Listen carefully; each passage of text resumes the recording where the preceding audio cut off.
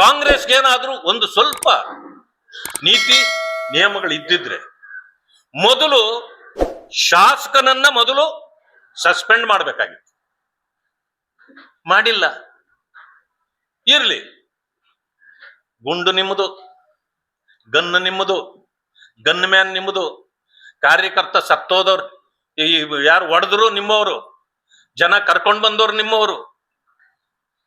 ನಿಮ್ಮದೇ ಕಾರ್ಯಕರ್ತ ನೀವೇ ಗುಂಡಾಕಿ ಸಾಯಿಸಿ FIR ಶ್ರೀರಾಮುಲು ನಮ್ಮ ರೆಡ್ಡಿ ಅವರ ನಿಮಗೆ ಗೊತ್ತಿದೆ, ನೀವೇ ಕರ್ಕೊಂಡು ಬಂದ್ರಿ, ನೀವೇ ಎಲ್ಲ ಮಾಡಿ FIR ನಮ್ಮದು. ಅದೇನು ಹೇಳ್ತಾರಲ್ಲ, ಹಾಡು ಹೇಳ್ತಾರಲ್ಲ, ಎಣ್ಣೆ ನಿಂದು ಊಟ ನಂದು ಅಂತ. ಹಂಗೆ ಇದು ಏನಂತ ತಿಳ್ಕೊಂಡಿದ್ದೀರಿ ನೀವು? ಏನ್ ನಡೀತಾ ಇದೆ? ಅದೇ ಗನ್ನು ಅವ್ರದೇ, ಗುಂಡು ಅವ್ರದೇ, ಹೊಡೆದಿದ್ದು ಅವ್ರೆ, ಸಾಯಿಸಿದ್ದು ಅವ್ರೆ, FIR ಮಾತ್ರ ನಮ್ಮ ಮೇಲೆ.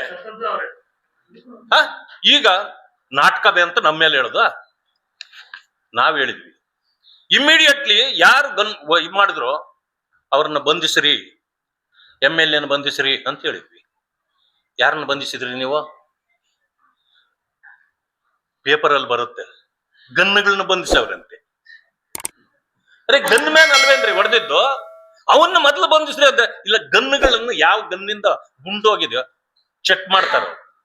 ಆಟೋದಲ್ಲಿ ನೋಡ್ದೆ, ಆಟೋದಲ್ಲಿ ಇದೆಲ್ಲ ಬಾಂಬ್ಗಳು ತರ ಏನೋ ಮಾಡ್ಕೊಂಡ್ ಬಂದಿದ್ರಂತೆ, ಪೆಟ್ರೋಲ್ ಬಾಂಬ್ಗಳೆಲ್ಲ. ಅದನ್ನ ಪೊಲೀಸರು ಓಡಿಸಿರೋದು, ಆಟೋ ಓಡ್ತಾ ಇರೋದು ಅದು ನೋಡಿದ್ದೀನಿ. ಅದು ಇದೆ ನಮ್ಮ ಹತ್ರ. ಅಂದ್ರೆ ಇದೊಂಥರ ಪೂರ್ವ ಯೋಜಿತ ಪಕ್ಕ. ಇಂಟೆಲಿಜೆನ್ಸಿ ಫೇಲ್ಯೂರ್ ಅಲ್ಲ ರೀ, ಈ ಇಂಟೆಲಿಜೆನ್ಸಿ ಅನ್ನೋ ಡಿಪಾರ್ಟ್ಮೆಂಟೇ ಇಲ್ಲ ಕರ್ನಾಟಕದಲ್ಲಿ, ಸತ್ತೋಗಿದೆ. ಮೊದಲು ನಿಮ್ಮೆಲ್ರಿಗೂ ಕೂಡ ನಾನು ಧನ್ಯವಾದಗಳನ್ನು ಹೇಳ್ತೇನೆ. ಯಾಕೆಂತಂದ್ರೆ ಏನು ನಡೆದಿದೆ ಬಳ್ಳಾರಿಯಲ್ಲಿ, ಇಡೀ ರಾಷ್ಟ್ರ ಮತ್ತು ಅಂತಾರಾಷ್ಟ್ರೀಯ ಮಟ್ಟಕ್ಕೆ ತಲುಪುವಂತ ಕೆಲಸವನ್ನ ನಿಷ್ಪಕ್ಷಪಾತವಾಗಿ ಮೀಡಿಯಾದವರು ಮಾಡಿದ್ದೀರಿ. ನಿಮಗೆ ಮೊದಲು ನಾನು ಧನ್ಯವಾದಗಳನ್ನು ಹೇಳ್ತೇನೆ. ಮುಖ್ಯಮಂತ್ರಿ ನೋಡಿ, ಮೊದಲ ದಿನ ಜಮೀರ್ ಅಹಮದ್ ಅವರು ಫೋನ್ ಮಾಡಿ MLA ಮಾತಾಡ್ತಾರೆ ಅಂತಂದ್ರೆ ಮಾತಾಡ್ಲಿಲ್ಲ. ಯಾಕೆ? ಸತ್ಯ ಗೊತ್ತಾಗಿತ್ತು ಅಷ್ಟೊತ್ತಿಗೆ ಅವ್ರಿಗೆ. ಕೊನೆ ಪಕ್ಷ ಮುಖ್ಯಮಂತ್ರಿಗಳ ಆ ಒಂದು ವಿಚಾರದಲ್ಲಾದ್ರು ಅವನಿಗೆ ಬುದ್ಧಿ ಹೇಳ್ರಿ ಅಂದ್ರೆ ಹೊರ್ತು ಅವರು ನೇರವಾಗಿ ಬೆಂಬಲ ಕೊಡ್ಲಿಲ್ಲ. ಇದರಿಂದ ಅರ್ಥ ಆಗತ್ತೆ ಈ ವಿಚಾರದಲ್ಲಿ ಸತ್ಯ ಇದೆಯಾ ಇಲ್ಲ ಅಂತಕ್ಕಂಥದ್ದು. ನೀವು SP 3 ಅವರ್ ಆಗಿಲ್ಲ ಚಾರ್ಜ್ ತಗೊಂಡು ಅವ್ರನ್ನ ಸಸ್ಪೆಂಡ್ ಮಾಡ್ತೀರಿ, ಸಂಬಂಧವೇ ಇಲ್ಲ. ಇನ್ನು ಬಳ್ಳಾರಿಗೆ ಬಂದವರಷ್ಟೇ, ಇನ್ನು ಬಳ್ಳಾರಿ ಆಫೀಸಿಂದ ಈಚೆ ಬಂದಿಲ್ಲ, ಅವ್ರನ್ನ ಸಸ್ಪೆಂಡ್ ಮಾಡ್ತೀರಿ. ಎಸ್ಕಾರ್ಟ್ ಮಾಡ್ಕೊಂಡು ಬಂದವ್ರನ್ನ ಯಾಕೆ ಬಿಟ್ಟಿದ್ದೀರಿ? ಇದಕ್ಕೆಲ್ಲ ಕಾರಣ ಅವರು. ನಂದರೆಡ್ಡಿನ ಮೊದಲು ಸಸ್ಪೆಂಡ್ ಮಾಡಿ ಅವ್ರನ್ನ ಎನ್ಕ್ವೈರಿ ಮಾಡಿ. ಇಲ್ಲಿ ನಡೆದಿರ್ತಕ್ಕಂಥ ಪ್ರತಿಯೊಂದು ಹೆಜ್ಜೆಯಲ್ಲೂ ಗಾಂಜಾ ಗಮ್ಮತ್ತು ನಡೆದಿರೋದು. ಇಡೀ ರಾಜ್ಯ ಇವತ್ತು ಗಾಂಜಾ ರಾಜ್ಯ ಆಗಿದೆ. ನಮ್ಮ ಕರ್ನಾಟಕವನ್ನ ಗಂಧದ ನಾಡು ಅಂತಿದ್ರಲ್ಲ, ಈಗ ಗಾಂಜಾ ಬೀಡು. ಇದು ಪ್ರಶ್ನೆ ಇರ್ತಕ್ಕಂಥದ್ದು. ಒಬ್ಬ ಶಾಸಕ ಆಗ್ಲಿಕ್ಕೆ ಯೋಗ್ಯತೆ ಇದೆಯಾ ಆ ವ್ಯಕ್ತಿಗೆ ಅಂತ ನನ್ನ ಪ್ರಶ್ನೆ. ಬೀದಿಯಲ್ಲಿ ನಿಂತ್ಕೊಂಡು 5 ನಿಮಿಷದಲ್ಲಿ ಅವನ ಮನೆಯನ್ನು ಸುಟ್ಟಾಕ್ಬಿಡ್ತಿದ್ದೆ ನಾನು. ಆದ್ರೆ ಆ ಅಜ್ಜನ ಪುಸ್ತಳಿ ಇಡಬೇಕು, ಅದಕ್ಕೆ ಸುಮ್ಮನೆ ಬಂದಿದ್ದೀನಿ ಅಂತಂದ್ರೆ ನಿಜವಾಗ್ಲೂ ಮಾಡ್ತಿದ್ರಲ್ಲ. DK ಶಿವಕುಮಾರ್ ಅವರೇ, ಇದಕ್ಕೆ ಉತ್ತರ ಕೊಡಿ ನೀವು. ನಿಮ್ಮ ಶಾಸಕರೇ ಒಪ್ಕೊಂಡಿದ್ದಾರೆ 5 ನಿಮಿಷದಲ್ಲಿ ನಾನು ಸುಟ್ಟಾಕ್ತಿದ್ದೆ ಅಂತ. ಅಂದ್ರೆ ನಾಟಕ ಅಂತ ನೀವೇ ಹೇಳ್ತೀರಿ. ನಾಟಕ ಯಾರ್ದೀಗ? ಇವತ್ತಲ್ಲ ನಾಳೆ ನಾನು ಅವ್ರನ್ನ ಸಂಪೂರ್ಣವಾಗಿ ಎಲ್ಲದರಲ್ಲೂ ಮುಗಿಸ್ತೀನಿ. ಇದನ್ನ ಇಷ್ಟು ಅವರು ನೆರೇಟ್ ಮಾಡ್ತಾರೆ.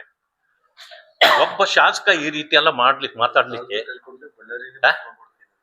ನನ್ಗೆ ತಾಳ್ಮೆ ಕೆಟ್ರೆ ಬಳ್ಳಾರಿ ಏನೇ ಉಳಿಯಲ್ಲ ಅಂತ ಹೇಳಿದ್ರೆ, ಅಂದ್ರೆ ಬಳ್ಳಾರಿ ಜನರು ನಿಮಗೆ ಓಟ್ ಹಾಕಿದ್ರಲ್ಲ, ಆ ಓಟ್ ಹಾಕದವ್ರನ್ನ ನಾವು ರಾಜಕಾರಣಿಗಳು ದೇವ್ರು ಅಂತೀವಿ. ಡಾಕ್ಟರ್ ರಾಜ್ಕುಮಾರ್ ಹೇಳ್ತಿದ್ರಲ್ಲ, ಅಭಿಮಾನಿ ದೇವರುಗಳು ಅಂತ. ಹಾಗೆ ನಮಗೆ ಓಟ್ ಹಾಕೋ ದೇವರುಗಳು. ಅವರನ್ನ ನೀವು ಈ ಕೀಳು ಮಟ್ಟದ ಇದರಲ್ಲಿ ಮಾತಾಡಿಸ್ತಿರಲ್ಲ, ನಿಮಗೆ ಆ ಸ್ಥಾನಕ್ಕೆ ನೀವು ಯೋಗ್ಯರಿದ್ದೀರಾ? ಒಂದು ಬ್ಯಾನರ್ ತೆಗಿಸ್ಬೇಕಂದ್ರೆ ಯಾರ್ಯಾರು ಬರ್ತಿರೋ ಬರ್ರಿ ಬ್ಯಾನರ್ ನಾನ್ ಕಟ್ಟಿಸ್ತೀನಿ ಅಂತೇಳಿ ಒಬ್ಬ ವ್ಯಕ್ತಿ ಬಂದು ಚೇರ್ ಹಾಕೊಂಡು ಕುತ್ಕೊಂಡು ಕಟ್ಟಿಸ್ತಾನಂದ್ರೆ, ಶಾಸಕ ಒಬ್ಬ 1000 ಜನರನ್ನ ಹಿಂದೆ ಇಟ್ಕೊಂಡು ಬರ್ತಾನಂದ್ರೆ, 1000 ಅಲ್ಲ, FIR ಅಲ್ಲಿ ಕಡಿಮೆ ಆಗಿದ್ದಾರೆ. ಮಾನ್ಯ ಶಾಸಕರು ಹೇಳಿದ್ದಾರೆ 5,000 ರಿಂದ 6,000 ಜನ ಬಂದಿದ್ರು ನಮ್ಮವರು, ಪೊಲೀಸ್ನವ್ರು ಆಚೆ ಈಚೆ ಮಾಡ್ಬಿಟ್ರು ಅವ್ರನ್ನ ಅಂತ. ಅವ್ರು ಸತ್ಯ ಹೇಳಿದ್ರೆ ಪೊಲೀಸ್ನವ್ರು ಯಾಕೆ 1,000 ಬರ್ಕೊಂಡವ್ರೆ? MLA ಸತ್ಯ ಹೇಳಿದಾರಲ್ಲ 5,000-6,000 ಬಂದಿದ್ವಿ ಅಂತ. ಅಂದ್ರೆ 5,000-6,000 ಜನ ಎಲ್ಲಿಂದ ಕೂಡಿಟ್ಟಿದ್ರು ಇವರು ಇಷ್ಟು ದಿನ?